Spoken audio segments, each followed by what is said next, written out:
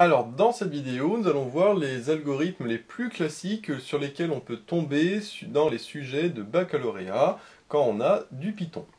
Donc ici, on va voir un premier exemple plutôt simple, on verra après un deuxième exemple un peu plus compliqué, sachant que ces deux exemples sont issus de sujets de baccalauréat, hein. Je n'ai pas inventé des sujets, j'ai repris tout simplement des sujets de baccalauréat, comme ça, au moins, vous êtes sûr d'avoir quelque chose qui correspond exactement.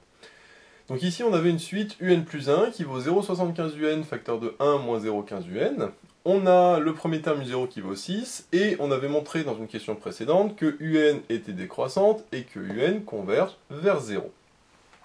On nous donnait ensuite ici un petit algorithme qui était à compléter. Là ici j'ai tout mis, mais de toute façon on va voir comment compléter éventuellement les algorithmes, avec la valeur qui était donnée à la fin de l'algorithme, et après on va voir comment interpréter cette valeur.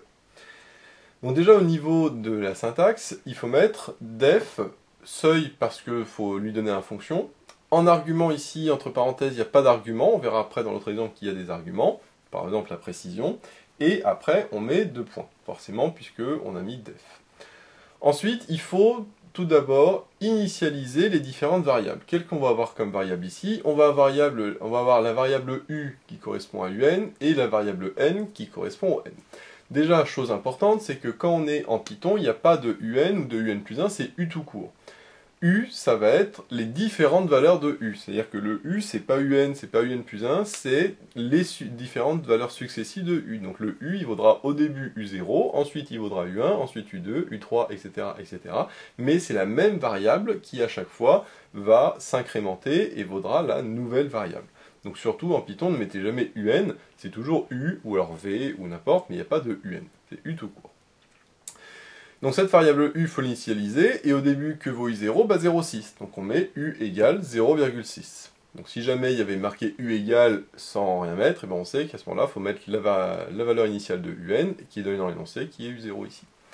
Et ensuite, il faut initialiser le n on l'initialise à 0, parce que ici, le premier terme, c'est u0. Bien sûr, si le premier terme, c'est u1, je vais ici mettre n égale 1, parce que si je commence à u1, ça veut dire que le terme initial de n c'est 1.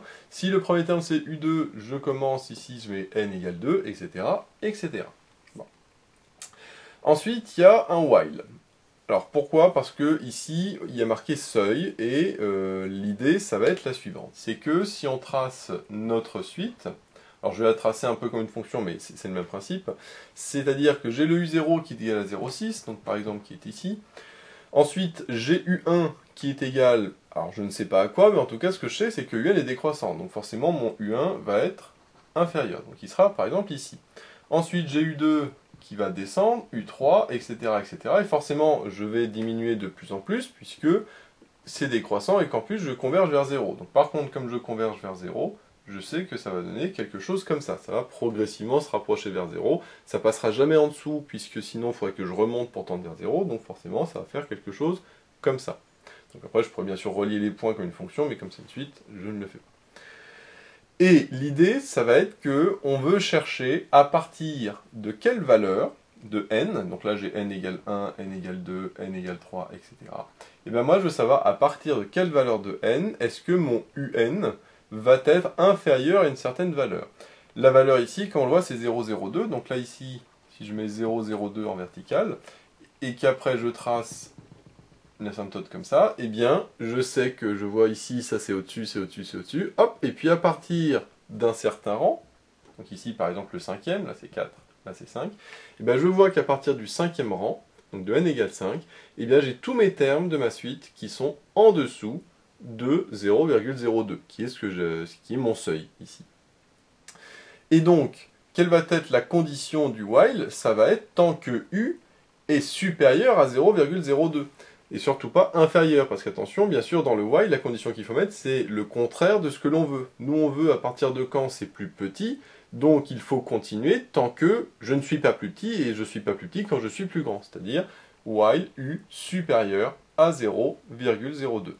Et pourquoi c'est une boucle while? Parce que je ne sais pas à l'avance combien de fois je vais devoir passer dans ma boucle. Parce qu'une boucle for, par exemple, c'est quand on sait à l'avance combien de fois on va passer dans la boucle, par exemple 3 fois, 4 fois, 5 fois, etc. Là, selon ma fonction, je ne sais pas à partir de quand, je vais passer en dessous. Là, j'ai fait un petit exemple, par exemple 6 et 5, mais rien ne me dit que c'est pas au 30e terme que je vais passer en dessous de 0,02. Ça, je n'en sais rien. Par contre, je suis sûr que je vais passer en dessous, puisque UN est décroissante et converge vers 0. Bon. Donc déjà, il faut mettre while U supérieur à 0,02. Alors souvent, la condition ici n'est pas écrite. Donc là, ils disent while, et là, c'est à nous de le compléter. Et donc, comment on fait? Eh bien, dans l'énoncé, ils auraient dit, on veut la plus petite valeur de n, à partir de laquelle U est inférieur ou égal à 0,02. Et donc, nous, on veut à partir de quand c'est inférieur ou égal. Donc, nous, dans le while, il faut mettre le contraire. Le contraire de U inférieur ou égal à 0,02, c'est U strictement supérieur à 0,02. Maintenant, qu'est-ce qu'on va mettre dans le while? Eh bien, dans le while, on va mettre deux choses. On va mettre la nouvelle valeur de U et la nouvelle valeur de n. On va commencer par le n parce que c'est le plus simple. Le n, qu'est-ce qu'il va faire? Eh bien, il va augmenter de 1, puisque moi, ce que je vais calculer, c'est le terme d'après pour U. C'est-à-dire que si je suis à U3, après, je vais calculer U4. C'est-à-dire que le n qui valait 3, maintenant vaut 4. C'est-à-dire qu'à chaque fois, je l'incrémente de 1. Donc, je mets tout simplement n égale n plus 1. Donc ça, c'est le plus simple. Maintenant, pour la valeur de U, donc la nouvelle valeur de U, eh bien, ce qu'il faut, c'est regarder l'expression de un plus 1 en fonction de un. Parce que là, je vais calculer la nouvelle valeur de U en fonction de l'ancienne, c'est-à-dire l'expression, il faut utiliser l'expression de récurrence un plus 1 en fonction de un. Or, justement, on nous dit dans l'énoncé que un plus 1, c'est 0,75 un, facteur de 1 moins 0,15 un. Donc j'ai uniquement à réécrire cette expression à la place du U. Donc je mets U égale 0,75 un. Alors attention, déjà, il faut mettre un fois, puisque si on ne met pas de fois, donc c'est une étoile en Python, il ne va pas comprendre. Donc déjà, il faut mettre étoile. Attention, ici, c'est un, donc mais on a dit un, c'est U. Donc là, j'ai U, qui correspond à l'ancienne valeur de U, celle qui était avant. Toujours attention, bien mettre un fois. Et là, 1 moins 0,15 un, bah, j'ai mis 1 moins 0,15, encore le fois qu'il ne faut pas oublier, et U, puisqu'on a dit que un, c'était U. Donc là, dans cette même expression, attention, il y a les U ici qui correspondent à l'ancienne valeur de U, et ce U-là correspond à la nouvelle valeur de U. C'est pour ça qu'on a U égale quelque chose avec du U. Le U de gauche, c'est le UN plus 1, et le U de droite, c'est le UN, c'est-à-dire l'ancienne valeur de U.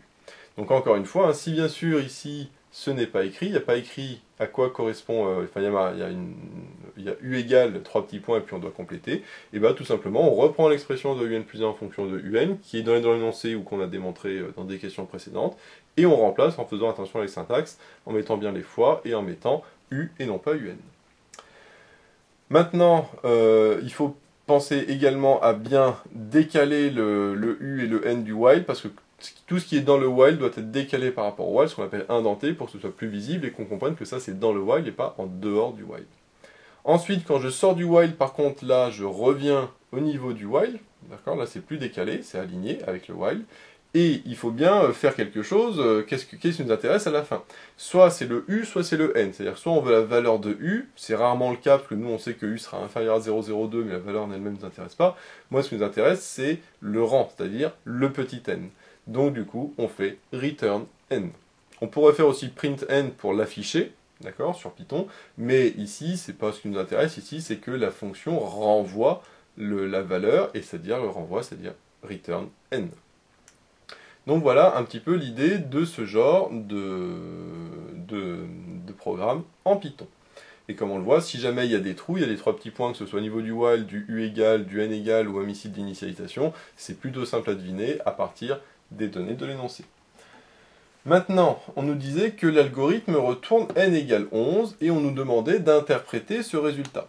Et bien si n égale 11, ça veut dire que c'est à partir du 11e terme que le U sera inférieur ou égal à 0,02. Ça veut dire que le U10, lui, sera encore supérieur à 0,02. Par contre, le U11, lui, sera inférieur à 0,02, sachant qu'ici c'est supérieur ou égal, puisque c'est le contraire de strictement. Pardon, ici, hop, là, ce sera ou égal. Autant pour moi. Maintenant, souvent, il faut interpréter par rapport à l'énoncé. Alors ici, tout dépend, le UN, à quoi ça correspond. Si par exemple, le UN correspond à la population d'une certaine espèce animale en milliers, c'est-à-dire que 0,6, ça correspond à 0,6 milliers, donc 600 animaux, et bien 0,02 milliers, ça correspond à 20 animaux. Donc si imaginons que ce soit ça, et bien ça voudrait dire que le N, qui par exemple correspond au nombre d'années, ça voudra dire que dans 11 ans, eh bien la population des animaux sera inférieure à 20 individus. Au début, elle était de 600 individus, elle n'arrête pas de diminuer au cours du temps. Et puis, le n égale 11, ça correspond à la 11e année, par exemple. Et bien à ce moment-là, à partir de la 11e année, je serai inférieur à 0,02, mais comme c'est en milliers, ça fait 20. Donc c'est-à-dire, à partir de la 11e année, j'aurai moins de 20 individus dans la population animale. Voilà. Souvent, c'est ce genre de choses. Hein. Ça peut être tout et n'importe quoi, l'interprétation, mais en tout cas, l'idée, c'est toujours ça, c'est que à partir de la 11e année ou de la 11e, je ne sais pas quoi, eh bien, le nombre qui est donné sera inférieur ou égal au seuil qui est ici. Voilà, c'est pour ça qu'on appelle ça seuil, parce que c'est une valeur limite, d'accord, qui va déterminer, par exemple, quelque chose. Alors maintenant, sur le deuxième exemple, on va voir, c'est un tout petit peu plus compliqué, mais en réalité, c'est le principe est le même. C'est pour ça que justement, je ne vais pas tout effacer pour voir à quel point ça ressemble. On avait cette fois-ci U0 qui était égal à 1. Bon. On avait le UN plus 1 qui est une expression un petit peu plus compliquée, parce que c'est sous forme de fraction, puisque c'était égal à 2 plus UN sur 1 plus UN. On n'a plus le UN décroissante, par contre on a toujours le UN qui converge, mais cette fois-ci vers racine de 2. Alors le UN va converger vers racine de 2, mais pas forcément en ligne droite, hein, il va passer au-dessus, en dessous. Donc là au niveau du schéma, ça va être un petit peu différent. Et on nous disait pareil, on veut cette fois-ci faire une fonction seuil, avec une précision qui sera déterminée, par contre cette fois-ci la précision n'est pas déterminée, pour que justement le UN soit proche de racine de 2 avec cette précision. Bon. C'est-à-dire, si on fait déjà le petit schéma, eh bien on a ici racine de 2 par exemple, qu'on va mettre comme ça. On a U0 qui vaut 1, donc qui est inférieur à racine de 2, donc ça c'est U0. Et par contre, ce qu'on sait, c'est que UN converge vers racine de 2. Mais UN va converger vers racine de 2, là je vais le faire sous forme de fonction pour qu'on comprenne mieux. UN va converger vers racine de 2 de cette manière-là, à peu près. Bon. Et quelle est l'histoire de cette précision? Eh bien, c'est que il y a l'histoire du tunnel. Quand on a une limite, on sait qu'on peut très bien prendre la limite avec ici plus ou moins une certaine distance, et on peut tracer ce qu'on appelle un tube, un tunnel ou un tube. Hop.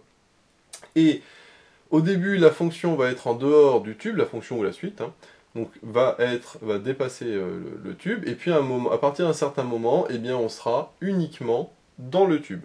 Et moi, ce que je veux savoir, c'est à partir de quel moment je resterai dans le tube. Donc imaginons que ici, ça fasse quelque chose comme ça. Donc là, je vois que là, je dépasse le tube. Bon, je rentre, mais là, je redépasse le tube. Par contre, on voit qu'à partir d'ici, eh bien là, toutes les valeurs de la suite ou de la fonction seront dans le tube. Eh bien, ça, c'est ce qu'on appelle... Enfin, ça, c'est ce que je recherche, justement, c'est la valeur ici que je recherche.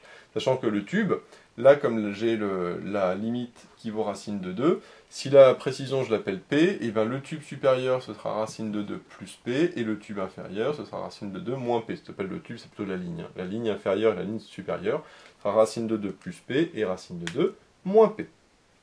Bon. Donc là, c'est un petit peu le même principe, c'est légèrement différent, mais c'est le même principe. Et encore une fois, par contre, la précision P, je ne la sais pas à l'avance, il faudra la déterminer dans la fonction.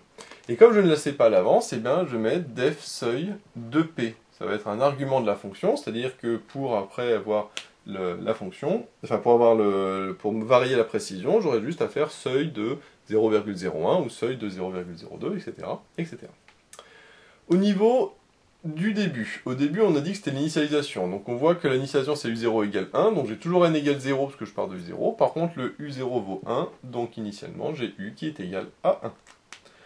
Maintenant, au niveau du while, va aussi y avoir une petite difficulté, donc ça je le ferai après plutôt, parce que ça c'est le plus dur.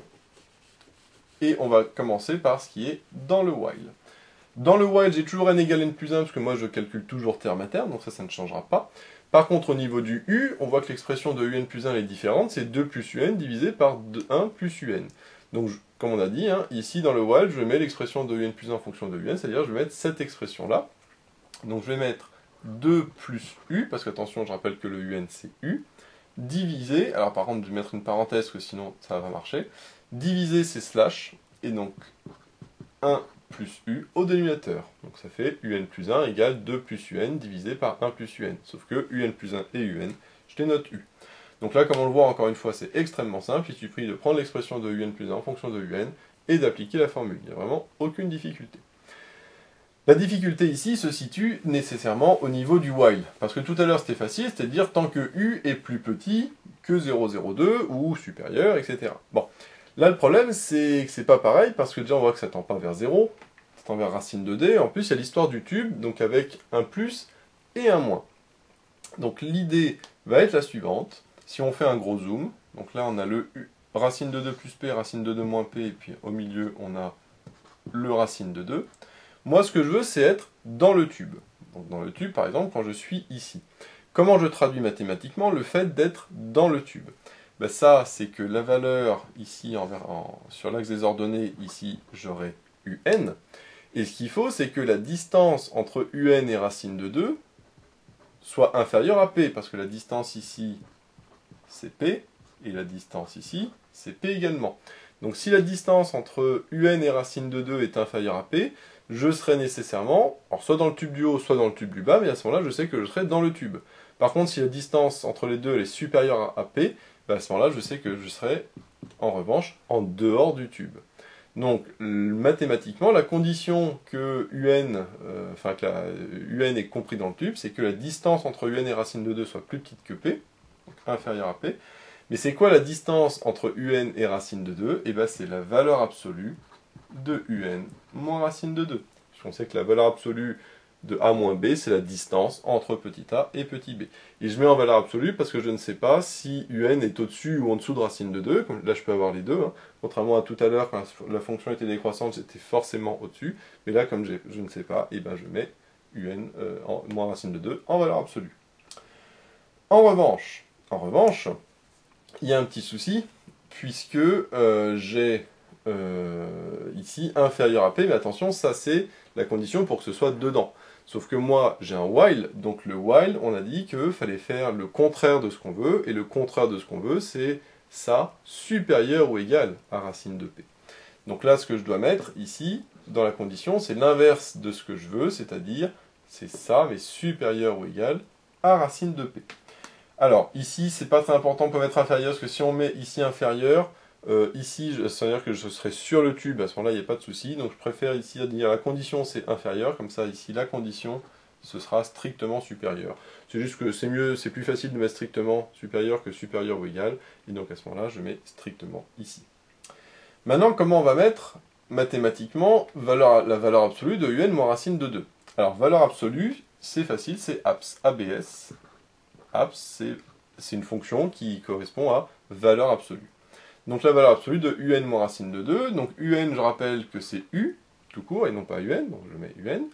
Alors maintenant, comment on fait racine de 2? Ben, racine de 2, en anglais, ça se dit square root, pour racine carrée. Square, c'est carré, root, c'est racine. Et donc, c'est, en anglais, racine carrée, c'est square root. Et square root, ça se note SQRT. SQ pour square et RT pour root. Et donc, ici, j'ai SQRT de 2. C'est une fonction, donc je mets entre parenthèses. Et ça, abs de, entre parenthèses, u moins SQRT de racine de 2, ça veut dire la valeur absolue de u moins racine de 2, c'est-à-dire ce que j'ai ici. Et comme j'ai un while, je mets 2 points, et donc, ça me donne ça.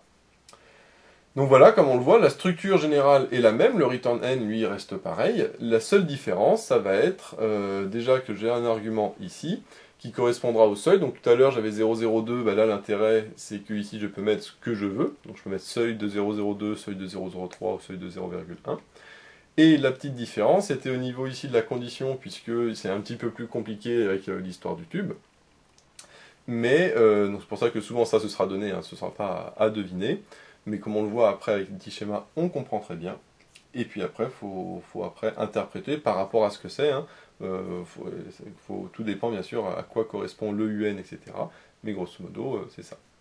Alors maintenant, on nous demandait comment va-t-on faire pour lancer le programme avec, sachant qu'on veut une précision de 10 puissance moins 4. Donc ça, c'est juste au niveau de la syntaxe. Si on veut faire lancer le programme, mais avec une précision de 10 puissance moins 4, eh bien, il faudra tout simplement taper seuil de 10 puissance moins 4. Sauf que comment on met 10 puissance moins 4? Et bien puissance, ça se met étoile étoile en Python.